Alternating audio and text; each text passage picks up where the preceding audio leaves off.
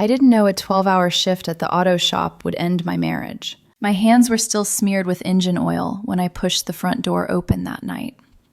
My back ached, my boots were stained black, and my shoulders felt like they'd been carrying more than engines all day. All I wanted was something cold to drink and 20 minutes of silence before the world demanded anything else from me. Instead, I found my husband standing in the kitchen. His arms were folded across his chest. Not defensive, prepared. Like someone who had practiced every sentence in their head and finally decided it was time to perform. "We need to talk," he said. That phrase has weight. It always does. It never means good news. I opened the refrigerator, grabbed a bottle of water, and leaned against the counter like I was bracing myself for impact. "Okay," I said calmly. "Talk." He shifted his weight, unfolded his arms, then crossed them again. I noticed the hesitation, the way his jaw tightened before he spoke. "I've been thinking a lot lately," he began. "About us. About where we are." I took a long drink and waited. "I'm only 26, he continued. "We got married when I was 23. That's really young. I feel like I never got to experience life. I never got to figure out who I am without being someone's husband." There it was. Not shouted, not dramatic, just dropped into the middle of our kitchen like a grocery list item. "I think I'm too young to be tied down," he said. "I need space. I need to explore my options, see what else is out there, figure out what I actually want." 3 years of marriage, reduced to options. I didn't yell, I didn't cry, and I didn't beg, because the truth was, I'd felt this coming for weeks. The late nights, the way he pulled his hand away when I tried to hold it, the endless scrolling through social media, comparing our real life to everyone else's highlight reel. The way I started feeling like an obligation instead of a choice. So when he finally finished speaking, I looked at him and said something he clearly didn't expect. "Explore all you want." He blinked. "What?" "If that's what you need," I said evenly, "go ahead." His face shifted, confusion first, then irritation. He'd been ready for a fight, for tears, for promises. He wasn't ready for acceptance. And that was the moment everything changed. Because I already knew something he didn't yet. This conversation wasn't the beginning of the end. It was the end. I was 29 when I realized something people don't tell you about marriage. It doesn't always fall apart with screaming and slammed doors.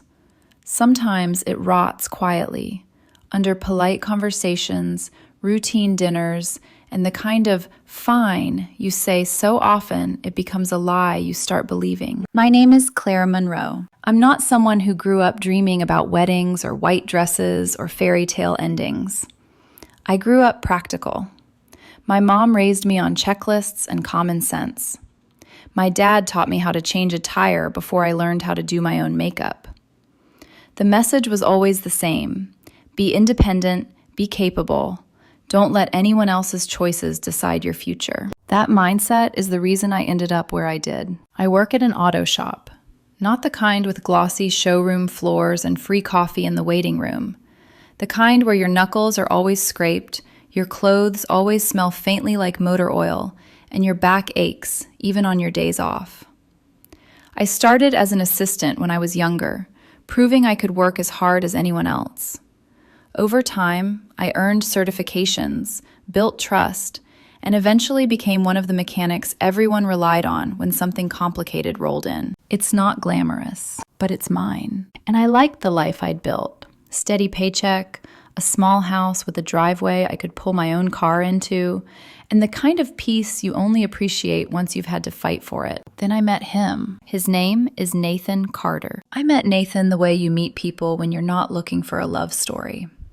He came into the shop one afternoon with a car that sounded like it was coughing itself to death. He was 23 at the time, bright smile, easy charm, the kind of guy who made people laugh without trying too hard.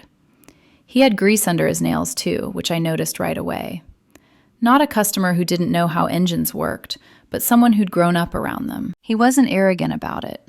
He was curious.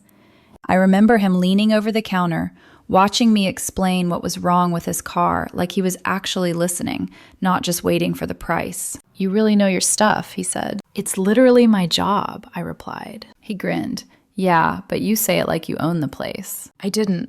Not then. But something about the way he said it, like it was admiration, not intimidation, stuck with me. He came back a week later, not because his car needed something else, but because he claimed he forgot to ask me a question about maintenance. Then he came again with coffee. Then he started timing it so he arrived during my lunch break. It wasn't aggressive. It wasn't a performance. It felt easy. And after a few years of being the woman who always handled everything alone, easy was dangerous. Easy made you relax. Easy made you think maybe you didn't have to carry the whole world on your shoulders. We started dating. At first, it was the kind of relationship that makes you believe you finally got lucky. Nathan texted me good morning. He brought dinner when I worked late. He remembered my favorite soda and stocked it in his fridge.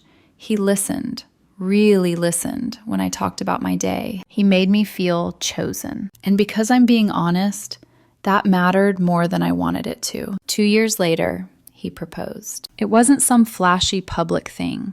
It was quiet on our porch, just the two of us. He was nervous. His hands shook slightly when he pulled the small box out of his jacket pocket. I remember staring at the ring, not because it was big or expensive, but because it felt like a promise. "I don't want to do life without you," he said. I said yes. I thought I was stepping into something solid. We got married when he was 23 and I was 26. And yes, looking back, I can admit that was young. Not for me, maybe. I had already lived enough hard years to know what stability meant. But for him, for someone still figuring out who he wanted to be, it mattered. The first year was good. Not perfect, but good. We built routines, grocery runs on Sundays, movie nights, little arguments about nothing that always ended with laughter. We hosted dinners with friends. We talked about saving for renovations, new kitchen cabinets, a better shower, maybe even a bigger place someday. And then life did what it always does. It got busy. My shop needed more hours from me, more customers, more pressure. I came home exhausted more often than not, hands aching, brain too tired for deep conversations. Nathan started picking up his own routines too, hanging out more with friends, going out on weekends, spending more time on his phone. And I didn't panic at first, because marriage isn't supposed to feel like fireworks every day. Sometimes it's just life. But then the small things started adding up. He stopped reaching for my hand in public. He stopped kissing me like he meant it. Just quick pecks that felt like habits, not desire. When I came home, he'd be on the couch, scrolling endlessly, laughing at something on his screen that he didn't share with me. And when I asked what was funny, he'd shrug and say, nothing. There were nights he went out with friends and came home late, 1 a.m, 2 a.m, smelling like alcohol and cheap cologne I didn't recognize. What happened? I'd ask, keeping my voice calm. I lost track of time, he'd say. Like time was something that happened to him instead of something he chose. The third time he came home at 2 a.m, I lay awake staring at the ceiling and felt something settle inside me. Not rage, not jealousy, a quiet understanding. Something was shifting. I tried. I really did. I suggested date nights. He'd agree, then cancel last minute because the guys were doing something. I asked if something was wrong. He'd say, no, why are you so intense? I started feeling like I was annoying him just by wanting my husband to act like my husband. And the worst part? His family noticed. His mother, Linda Carter, was never cruel to me, but she had a way of making comments that felt like needles. You work so much, she'd say, smiling like it was concern. Men need attention, Claire. His father, Robert Carter, stayed mostly quiet. The kind of man who thought marriage problems were private until they weren't. Nathan's younger sister, Emily, liked me well enough, but even she started treating me like I was temporary. Like she sensed something I hadn't admitted out loud yet. I brushed it off. I told myself I was imagining it. I told myself every marriage hits a rough patch. And maybe that's the biggest sign of all. How hard you'll work to protect a relationship that's already slipping through your fingers. Because by the time Nathan stood in the kitchen that night, with his arms folded and that rehearsed expression on his face, I wasn't shocked. I was just tired. Tired of guessing. Tired of waiting for the truth. And that's why I had already made a decision 2 weeks before he ever said, "We need to talk." I had divorce papers in my nightstand. Not because I wanted my marriage to end, but because I needed to stop letting someone else decide when my life would fall apart. People think betrayal starts with cheating. It doesn't. It starts with distance that feels small enough to excuse, quiet enough to ignore, and polite enough to pretend nothing is wrong. After the night Nathan first told me he lost track of time, I started noticing patterns instead of moments. And patterns are harder to argue with because they don't rely on emotion. They rely on repetition. Nathan's phone became an extension of his hand, not in an obvious way. He didn't hide it dramatically or panic if I walked into the room.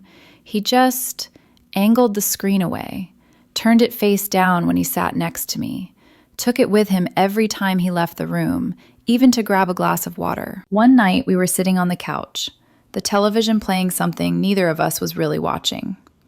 I leaned my head against his shoulder, a simple instinct I'd had for years. He shifted, not away exactly, just enough that my head no longer rested comfortably.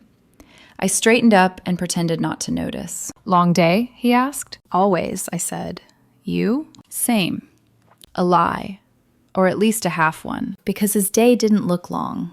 It looked elsewhere. The next few weeks blurred into a rhythm that made my chest feel tight in ways I couldn't explain to anyone else. He stopped asking when I'd be home. He stopped telling me when he'd be late. He stopped inviting me out with his friends. And when I brought it up, carefully, calmly, he acted like I was the problem. "You're reading too much into things," he said one night when I asked why he'd canceled another dinner plan. "Not everything is about you." That sentence sat in my stomach like something cold. Not everything is about you. I wasn't asking for everything. I was asking for us. His family made it worse, even when they didn't mean to. Linda started calling him more often. I could hear her voice through the phone sometimes. Soft, concerned, loaded with implication. "You're still young," she'd say. "You shouldn't feel trapped." Trapped. Like I was a cage instead of a partner. Robert would nod along when Nathan talked about feeling confused, offering vague advice about not rushing big life decisions, even though the decision had already been made 3 years earlier at the altar. Emily invited Nathan out without me more often. "Just sibling stuff," she'd say. "You wouldn't be interested anyway." And maybe I wouldn't have been. But the point was, I wasn't asked. I tried once more to pull us back together. I planned a weekend away. Nothing fancy, just a small cabin a few hours out of town. Quiet, no phones, no friends, just us. When I showed him the confirmation email, his reaction wasn't excitement. It was hesitation. "That weekend?" he asked. "The guys were talking about doing something." The words hit harder than they should have. "The guys," I repeated, "or your wife." He sighed like I'd exhausted him. "Why do you always make it a competition?" I canceled the trip that night. And something inside me started preparing for an ending I hadn't admitted I was expecting. That's when I started documenting things. Not like some dramatic investigation, just notes, dates, times, conversations that felt important. Not because I planned to use them against him, but because I needed to trust my own memory. Because the more distant he became, the more he acted like I was imagining it. Gaslighting doesn't always come with cruelty. Sometimes it comes with smiles and shrugs and statements like, "You're overreacting." The night I found him asleep on the couch with his phone open was the night I stopped pretending. I didn't look at the screen. I didn't need to. The way he'd clutched it in his sleep, like something precious, told me everything I needed to know. That was when I called a lawyer. Not in anger. In clarity. I didn't file. I didn't confront him. I just wanted to know my options.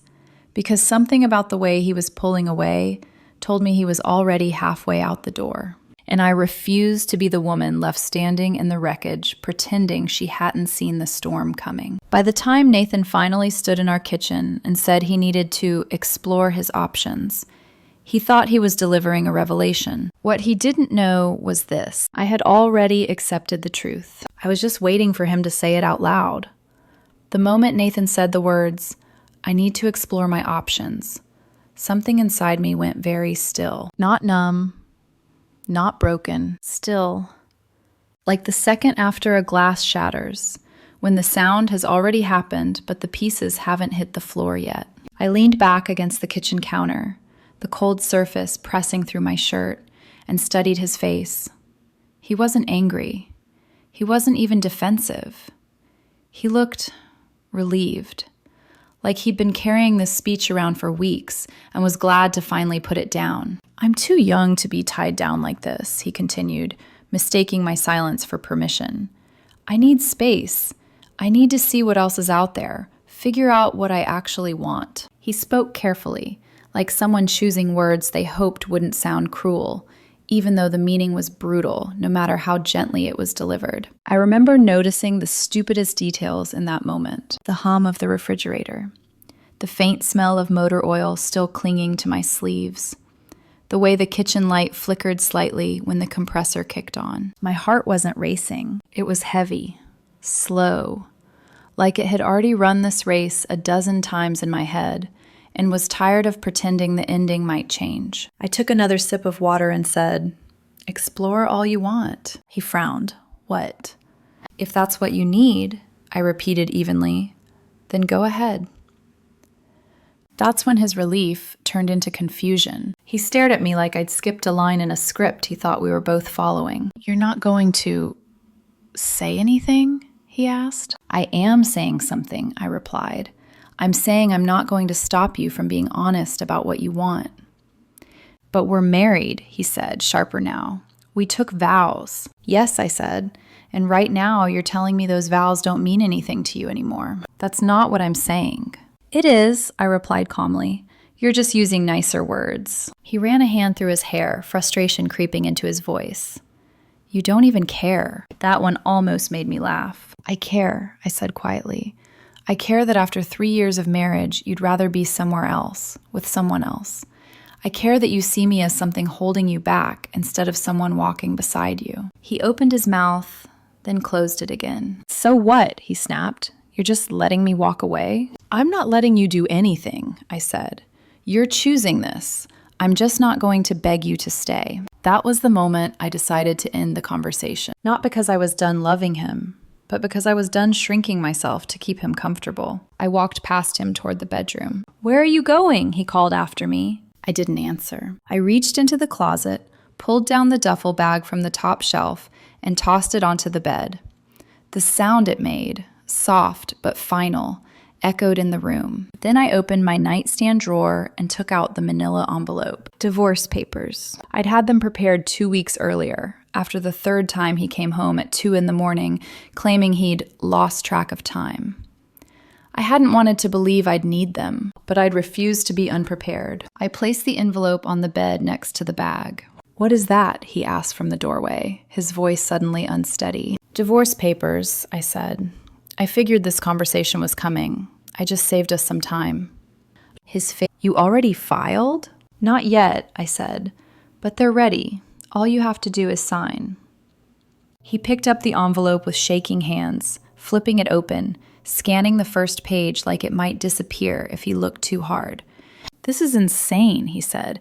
"People don't just give up like this." "I'm not giving up," I replied. "I'm accepting what you already decided." He looked at me like he didn't recognize me anymore. "You're serious?" "Completely." "So that's it?" he asked. 3 years and you're just done?" I zipped the empty duffel bag and handed it to him. "You said you needed space," I said. "I'm giving it to you." He stood there, holding the bag, staring at me like the ground had shifted under his feet. "You're really going to let me walk out?" he asked quietly. "I'm not letting you," I said. "You're choosing to." And for the first time since he'd started pulling away, I saw fear in his eyes. Not because he loved me too much to leave, but because he'd expected me to chase him, and I didn't. When Nathan finally walked out the front door, the sound it made wasn't loud. No slam. No dramatic echo, just the soft click of a door closing behind someone who didn't look back. The house went quiet in a way that felt almost unreal, like the walls were holding their breath, waiting for me to fall apart. I didn't. I stood in the bedroom for a long time, staring at the empty space where he'd stood just minutes earlier, the duffel bag gone, the closet slightly ajar. The bed looked too big suddenly, like it had expanded now that only one person was meant to occupy it. My chest ached, not with panic, but with something deeper, grief mixed with relief. People don't talk about that part enough, the strange calm that comes when a long, exhausting uncertainty finally ends. I wasn't wondering anymore. I wasn't guessing or hoping or bracing for the next disappointment. He'd said it out loud, and I'd answered. I sat down on the edge of the bed and picked up the divorce papers still lying there.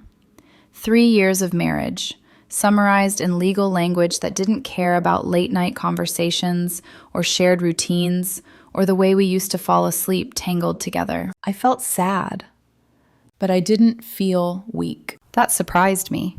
I texted my lawyer with steady hands. He's moved out. Let's move forward with the filing. The response came quickly. Understood.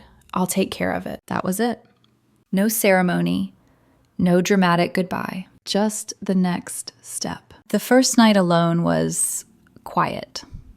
Not the scary kind, the kind that lets you hear your own thoughts clearly for the first time in months. I showered, washed the oil out of my hair, put on clean clothes, and cooked myself dinner, something simple. I ate at the table instead of on the couch because, for once, I didn't feel like shrinking into the background. I slept better than I expected. The next morning, the house felt different, lighter. There was no tension humming under the surface, no waiting for someone else's mood to dictate how the day would go. I drank my coffee slowly, standing by the window, watching the sunlight hit the driveway I'd paid for, the car I maintained myself. By noon, the reality started to sink in. I was married one day, single the next. Nathan moved in with his friend Melissa that same evening. I knew because Melissa's boyfriend texted me, "Hey, what happened?" I kept my reply short. He said he wanted to explore other options.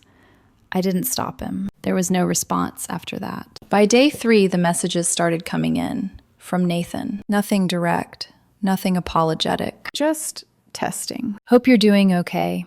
We should talk soon. I've been thinking. I didn't reply. Silence wasn't punishment. It was protection. On day 5, the papers were filed. He was served at Melissa's place. According to what I heard later, he spent 2 hours on the phone with his mother afterward, probably expecting someone to convince him I'd come crawling back. I didn't. Instead, I did something I should have done months earlier. I called Marcus. Marcus had been my friend long before Nathan became my husband. We used to grab drinks on Fridays, play basketball on Sunday mornings, complain about work, and laugh about nothing. Over time, those routines faded, not because Marcus changed, but because Nathan didn't like how much time I spent outside the marriage. So I'd pulled back. I'd made myself smaller. "Claire," Marcus answered, surprised. "Where have you been?" "Busy being married," I said. "Not anymore." I told him everything, briefly. No dramatics. He let out a low whistle. "You actually handed him divorce papers?" I did. "Damn," he said. "Most people would have begged." "I'm done begging." There was a pause. Then he laughed, not cruelly, but with genuine admiration. "So, gym tomorrow?" "Absolutely." That Friday, I went out for the first time in months. No guilt, no checking my phone every 5 minutes, no wondering if I was about to start a fight just by existing. We laughed, we talked. It felt normal, better than normal, like returning to a version of myself I'd abandoned without realizing it. Around 10, my phone buzzed. A message from Nathan. "Saw you're out. Good for you, I guess." Marcus saw the screen and smirked. He thought you'd be home crying. "Let him think whatever he wants," I said, sliding the phone back into my pocket. And for the first time since my marriage ended, I felt something unexpected rise in my chest. Not revenge, not triumph. Freedom. The first few weeks after Nathan moved out felt deceptively calm. Too calm. The kind of quiet that tricks you into thinking the worst is already behind you, when in reality, it's just gathering momentum. I settled into routines that belonged to me. Early mornings at the gym, long shifts at the shop where my hands stayed busy and my mind stayed focused. Friday nights out with Marcus and the old crowd, laughing about things that had nothing to do with my failed marriage. I was getting stronger, physically, emotionally, mentally. And that's when everything around me started to push back. Nathan's family didn't confront me outright. They didn't need to. The pressure came in side comments and concerned phone calls that all sounded strangely similar. Linda called first. "I just don't understand how you could give up so easily," she said, her voice soft but sharp underneath. "Marriage takes work, Claire." "I didn't give up," I replied. "Your son did." There was a pause, then a sigh. "He's confused. He's young." "So was I said. And I stayed." She didn't have an answer for that. Robert texted next, not to argue, but to remind me how much history we had.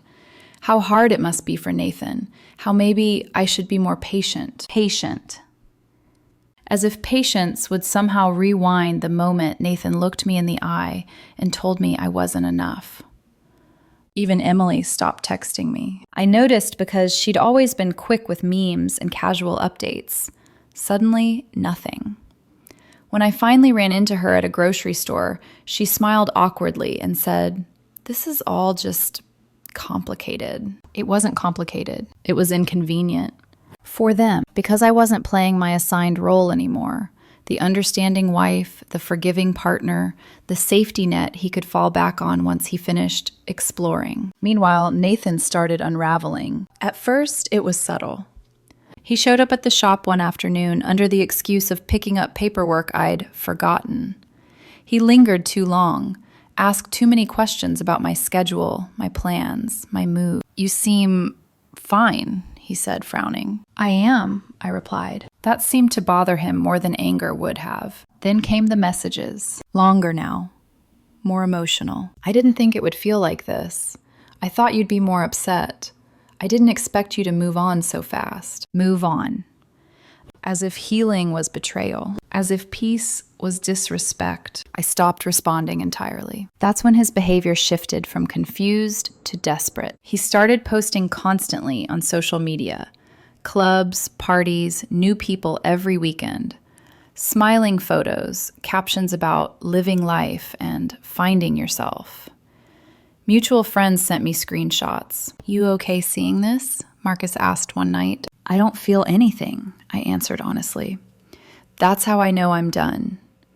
But Nathan noticed my silence. And silence is unbearable to someone who expects attention. He started showing up places he knew I'd be. The gym, the grocery store, O'Malley's on Friday nights. Always at a distance, always watching. Always making sure I saw him. One night at the bar, Marcus leaned in. "He's here again." "I know," I said without looking. "You want me to say something?" "No," I replied. That's what he wants. But he didn't stop. He started texting again, from different numbers, different accounts. Always the same message underneath it all. "You're making a mistake. You'll regret this. We belong together." I documented everything. Screenshots. Dates, locations, not because I wanted revenge, but because I needed boundaries that he clearly couldn't respect. The real escalation came the night he showed up at my place. It was late. I'd just gotten out of the shower when the doorbell rang. I froze, towel clutched tight, heart pounding, not with fear, but with exhaustion. When I opened the door, there he was, Nathan, standing on my porch like he still belonged there. "We need to talk," he said. "No," I replied. "We don't. I'm not leaving until you hear me out." "That's not your choice," I said, reaching for my phone. He stepped back, hands raised. "I just want 5 minutes." I closed the door in his face. That was the moment I knew. This wasn't about love anymore. It was about control, and I wasn't going to give it to him. There's a specific kind of exhaustion that comes when someone refuses to let you go. Not the loud kind, not the dramatic kind, the slow, grinding kind that seeps into your bones and makes even good days feel heavy. After Nathan showed up at my house, I stopped feeling safe in ways I hadn't expected. Not because I thought he'd hurt me, but because I realized he no longer respected no. And when someone stops respecting that word, everything changes. I started checking my mirrors more carefully when I drove. I parked closer to the entrance at the gym. I jumped every time my phone buzzed, even when it was just Marcus sending a meme or my boss texting about a schedule change. Sleep became light and fractured. I'd wake up in the middle of the night convinced I'd heard something outside. Footsteps, a car door, a voice. Most of the time it was nothing. But the fear didn't come from danger. It came from unpredictability. Nathan wasn't raging. He wasn't threatening. He was doing something worse, hovering, persisting, acting like time and boundaries didn't apply to him. And the worst part, people still didn't see it. Well, he's just hurting, one mutual friend said when I mentioned he'd shown up uninvited. He's probably realizing what he lost, another added, almost fondly, as if that excused everything, as if my discomfort was a small price to pay for his emotional processing. I didn't argue with them. I was too tired. The breaking point came 2 weeks later. I was leaving the gym after a long session, muscles sore, head finally clear, when I saw him sitting on the hood of my truck. Nathan, just sitting there like he'd been waiting for me. My stomach dropped. "You've got to be kidding me," I muttered. He slid off the hood when he saw me, smiling like this was some kind of coincidence. "We need to talk," he said. "No," I replied, unlocking the driver's side door. "You need to leave." "Not until you listen." I pulled out my phone. "I'm calling the police." He scoffed. "You don't mean that." I did. He stepped in front of my truck, arms spread slightly, blocking me in. People were staring now. Gym staff, other members. Curiosity turning into concern. "Move," I said through the windshield. "Just hear me out." I got out of the truck, hands shaking, not with fear, but with rage I'd been swallowing for weeks. "You don't get to do this," I said quietly. "You don't get to show up wherever I am and force conversations I've already said no to. You're overreacting." That phrase, the same one he used when he started pulling away. The same one people always used when I asked for space. "I am done," I said, loud enough for others to hear. "You made a choice. I accepted it. You don't get to undo it just because you regret it." A gym employee came outside, young, nervous. "Everything okay out here?" he asked. "She's leaving," I said, without taking my eyes off Nathan. Nathan looked around, realized the attention wasn't on his side, and finally stepped away from the truck. "Fine," he said bitterly. "But you can't avoid me forever." I looked him straight in the eye. "Watch me." I drove away, shaking so hard I had to pull over 2 blocks later just to breathe. That night, I sat alone on my couch, lights off, phone in my hand, staring at the list of screenshots and notes I'd been keeping. This wasn't heartbreak anymore. This was harassment. And admitting that felt like another loss, because it meant the man I'd married was truly gone, replaced by someone who couldn't accept consequences. I called my lawyer the next morning. He listened quietly as I explained everything. "You'll need documentation," he said. "A pattern." "I have it," I replied. I emailed him everything. Dates, times, messages, locations. When I hung up, I sat there, staring at the wall, feeling lower than I had since the night Nathan walked out. Not because I wanted him back, but because I hated that protecting my peace now required legal boundaries. That was my darkest moment. Not sadness, not longing. Just the bone-deep fatigue of realizing that loving someone once doesn't protect you from who they become when they lose control. The restraining order was approved 3 days later. I remember the exact moment my lawyer called. I was at the shop, hands deep in an engine bay, grease smeared across my forearms, sweat running down my back. My phone buzzed in my pocket, and something in my chest tightened before I even saw the name on the screen. "Claire," he said, "the temporary order is in place." I leaned against the workbench and closed my eyes. For the first time in weeks, my shoulders dropped. "He has to stay at least 500 feet away from you," my lawyer continued.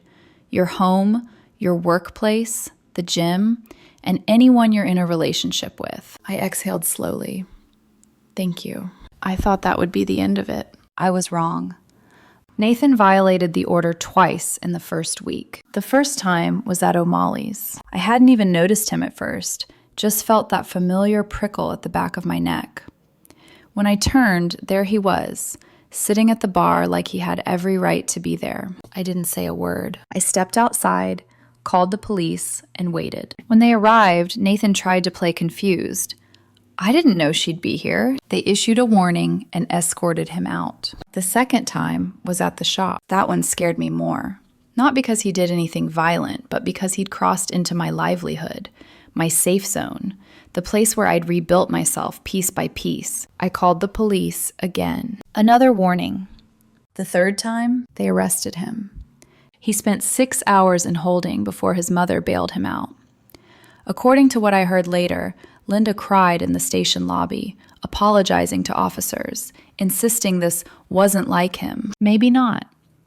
But this was him now. After that, the physical appearances stopped. The messages didn't. They came from new numbers, fake accounts, blank profiles.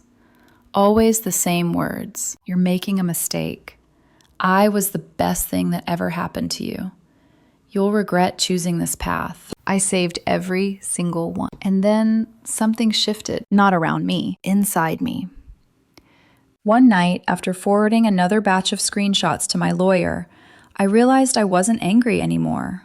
I wasn't scared. I wasn't even tired. I was done. Done reacting. Done explaining. Done carrying responsibility for emotions that weren't mine to manage. That clarity, that stillness was the real turning point. Around that time, I started spending more time with Jason. He worked the front desk at the gym and handled administrative work at the shop. Someone I'd known casually for years, but never really seen. He was calm in a way that didn't demand attention, steady without being boring, the kind of person who didn't confuse chaos with passion. We didn't rush anything. We cooked dinner together, watched terrible reality shows, talked about our days without turning everything into a performance. One night, as we sat on his couch eating pasta he'd made from scratch, I showed him the messages. He read them quietly, then set the phone down. "She's losing control," he said gently, "and you're not giving it back." That was it. That was the truth I needed to hear. I wasn't cruel. I wasn't cold. I wasn't heartless. I was firm. And firm women are terrifying to people who rely on second chances to survive. The restraining order didn't give me my power back. It just confirmed I'd already taken it. It came in layers, quiet at first, then undeniable. Nathan's arrest didn't explode across social media the way his finding myself phase had. There were no captions, no smiling photos, no carefully curated angles, just silence. And silence, for someone like him, was louder than anything he could have posted. People started asking questions, not to me at first, but to each other. Why wasn't he around anymore? Why had his friends stopped tagging him? Why did his mother suddenly look so tired every time she showed up somewhere? The truth has a way of surfacing when no one is actively trying to bury it. At the shop, word spread quickly. Not gossip, concern, respect. The kind that comes when people realize you didn't overreact. You endured longer than you should have. My boss pulled me aside one afternoon after closing. "You handled that right," he said. "A lot of people wouldn't." I nodded. "I just wanted peace." "You earned it," he replied. Nathan's friends started disappearing. The same ones who once told me to be patient. The ones who said, "He's just confused." The ones who assumed I'd wait. Turns out, desperation makes people uncomfortable, especially when it comes with consequences they don't want to be associated with. His family stopped calling, not out of anger, out of shame. Linda sent one last message, a long one, apologizing, admitting she should have listened sooner, saying she didn't recognize her son anymore. I didn't reply, not because I hated her, but because I wasn't responsible for helping them process something they'd ignored until it became impossible to deny. Meanwhile, my life stabilized. Not dramatically, not with fireworks, with calm. Jason and I kept things steady, intentional. We didn't talk about Nathan unless it was necessary. We didn't relive the chaos. We focused forward on dinners, weekend plans, shared routines that felt easy instead of exhausting. The absence of drama was the loudest proof I'd made the right choice. The last time Nathan tried to reach me, it wasn't directly. It was through a mutual acquaintance who cornered me at a gas station and said, "He's really struggling. He says he's lost everything." I looked at her and said calmly, "No, he let go of everything." There's a difference. A few weeks later, I heard he'd moved back in with his parents, that he'd quit one job and lost another, that therapy had turned into excuses instead of growth. I didn't celebrate. I didn't feel vindicated. I felt finished. The night I realized it was truly over, I was sitting on my couch with Jason, legs tucked under me, his head resting against my shoulder. The house was quiet, safe, warm. No buzzing phone, no footsteps outside, no anxiety curling in my chest, just peace. Nathan lost his marriage because he wanted options. He lost his reputation because he couldn't accept boundaries. He lost the people around him because he refused accountability. And I walked away without revenge, without screaming, without turning into someone I didn't recognize. Sometimes the most devastating consequence isn't punishment. It's being left behind while everyone else moves forward. 6 months after everything finally went quiet, I stood in my kitchen early one Sunday morning, coffee warming my hands, sunlight spilling across the floor in a way that felt earned, not lucky. Earned. The house didn't feel empty anymore. It felt intentional. Every object in it belonged there because I wanted it there. Not because I was trying to keep someone else comfortable. Not because I was afraid of rocking the boat. Jason was still asleep in the bedroom, one arm flung across my pillow like he'd always been there. He never rushed me, never demanded reassurance, never asked me to prove anything.